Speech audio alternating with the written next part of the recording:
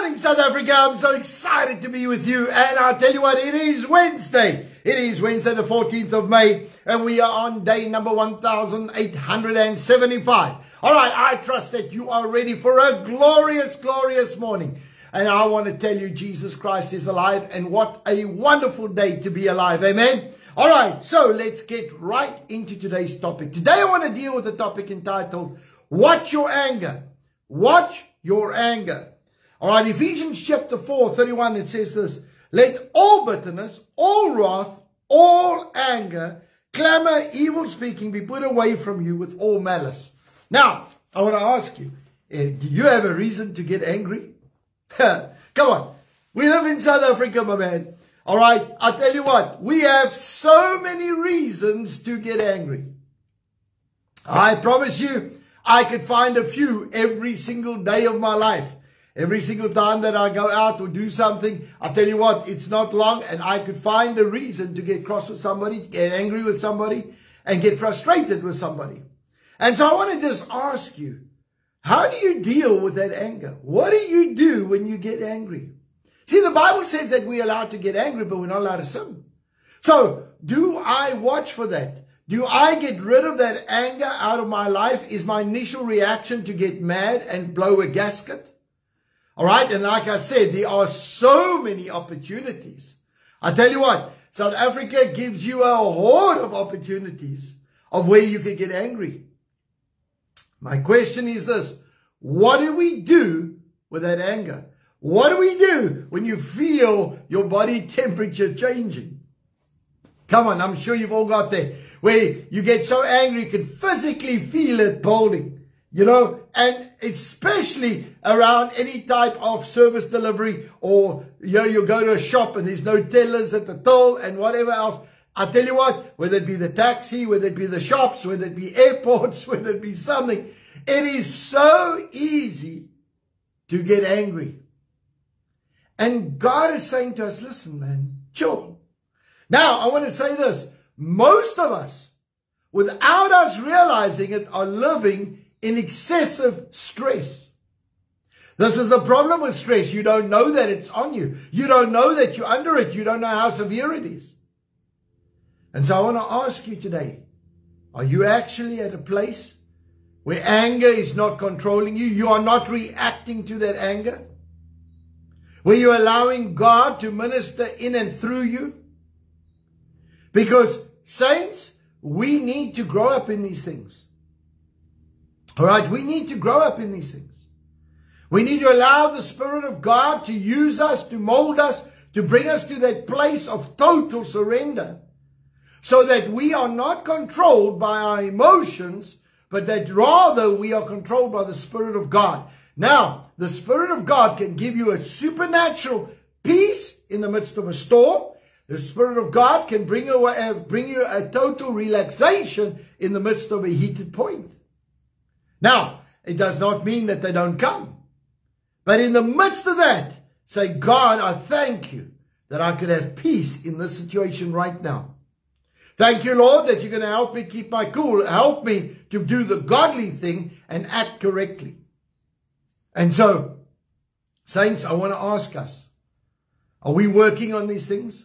Now, one of the biggest reasons why God says don't do this and allow it, it not only destroys your testimony, but secondly, what it does is it affects you as an individual.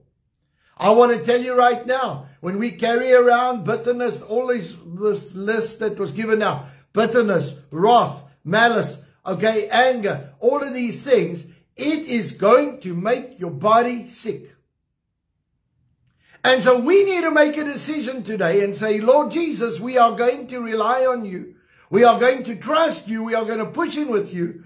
And we are going to allow the Spirit of God to rule our lives. And so, saints, let us really push in with God.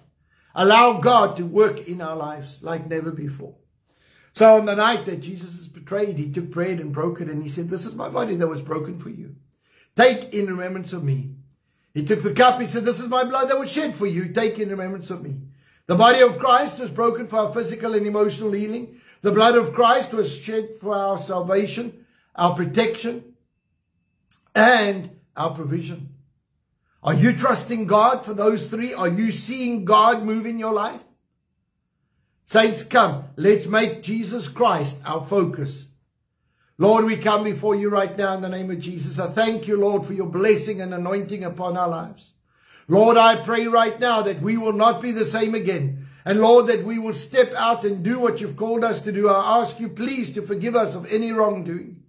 But Lord, I pray that you're going to help us to control our anger. Lord, to control our emotions. And Lord, to be Spirit-led in Jesus' name. Lord, I release the anointing of God, the blessing of the Lord upon us. Thank you, Lord, that as we take of the elements right now, that we will experience the power of God in our physical bodies in Jesus' name. And everybody said, amen and amen. Let's partake together.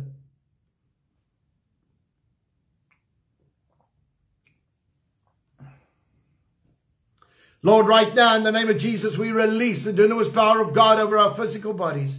Lord, I command every single symptom of sickness to go. Thank you, Lord, that we walk in divine health and divine healing is ours. Thank you, Lord, that we operate under the power of God. And I command every form of sickness to leave us in Jesus' name. And everybody said, amen and amen. All right, saints, I'm so excited to be with you. I tell you what, we are ready for an awesome, awesome day. All right, I want to deal with a prophecy quickly. And before I do that, I want to let you know that Pastor Les is busy traveling. All right, on Friday evening, he's going to be in Orkney. And then Saturday morning, he's going to be in Klerksdorp. So please go and book your spot. Go to fathersheart.co.za. Go book your spot and come and get ministered to. You see me, what we are currently doing, wherever we go, we are releasing the anointing, praying God's anointing onto individuals.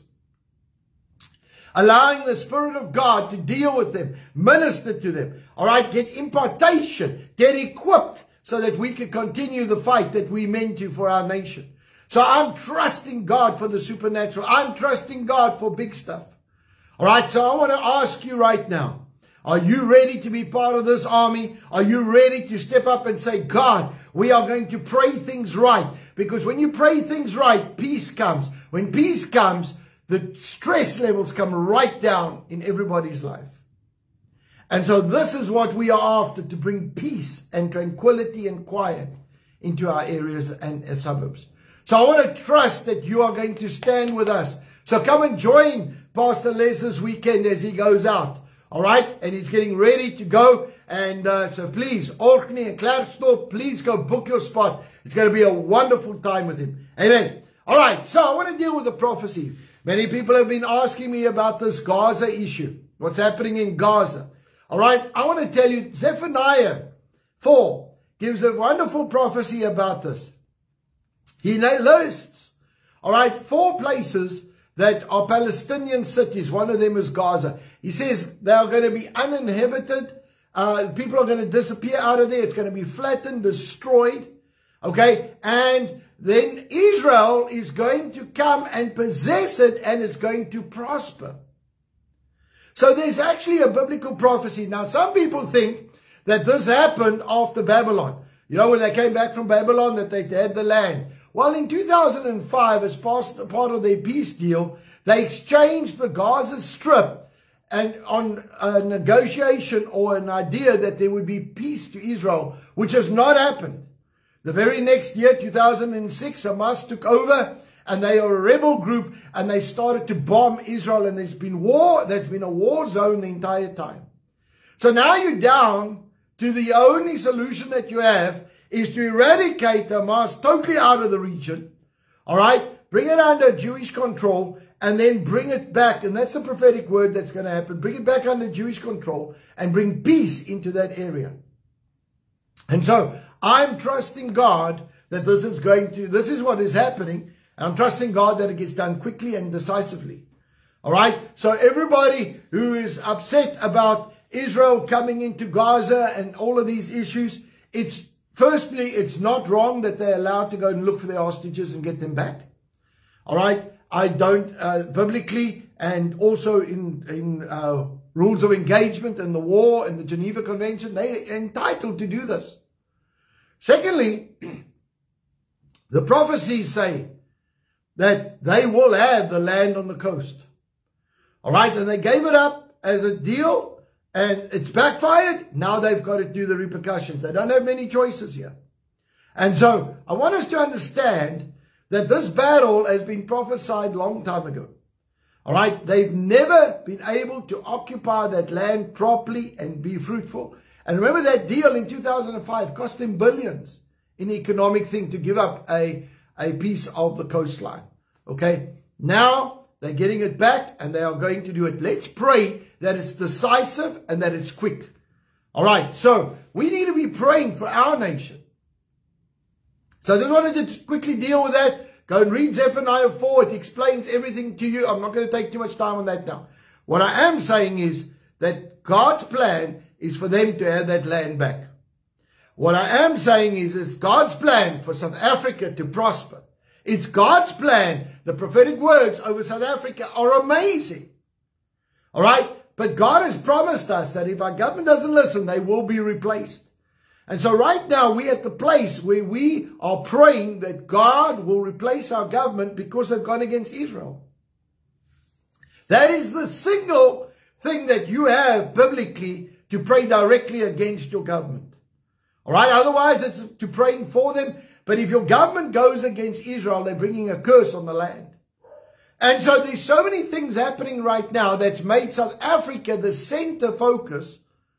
And I'll tell you what, God is in control of this. God is going to turn this thing around. So folks, I want you to stand with us and pray. This is not a time to get nervous. This is a time to get excited and say, God, you are busy with something and you are going to sow confusion into the enemy's camp so that the power of God can be seen, so that the promises of God will be erected in this nation. South Africa has been promised many times that it is the breadbasket for Africa. We are going to sort out the economy. We are going to sort out the agriculture. We are going to be a blessing over this continent. Because God has promised this and we are going to keep praying it through. So let's pray. Lord, right now in the name of Jesus, we come before you. We release a supernatural flow of your spirit over our nation. Lord, I pray for our leaders. I pray, God, that they'll make godly decisions in Jesus' name. I bind every demonic influence, every demonic action, every demonic agreement against the plan of blessing South Africa. Father, I pray right now that you are going to come and touch this nation. I pray for our economy, that our economy is blessed and prosperous in the name of Jesus. Father, I thank you, Lord, that we will see the power of God move like we've never done before.